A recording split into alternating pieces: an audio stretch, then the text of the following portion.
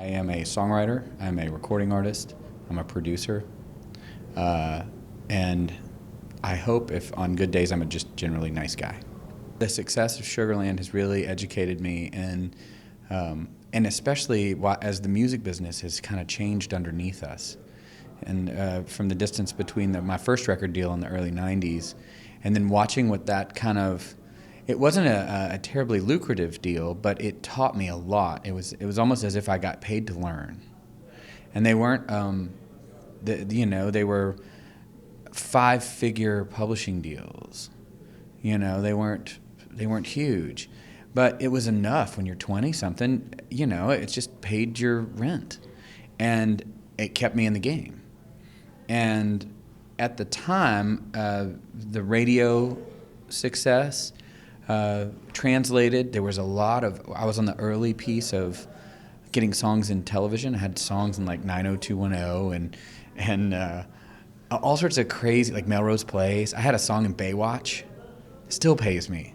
And I didn't realize at the time how significant that was, but I do now. 20 years later, I understand what a catalog really means and why it matters to continue building catalog. But financially, I think I live on 2 or 3 different levels. One is selling tickets, and who you're selling tickets to, know your audience.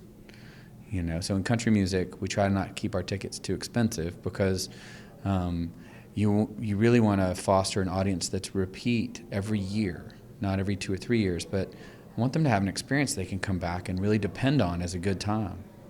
And that functions independently of putting a record out. So record royalties are a little different now, though Jennifer and I have been really lucky in record royalties.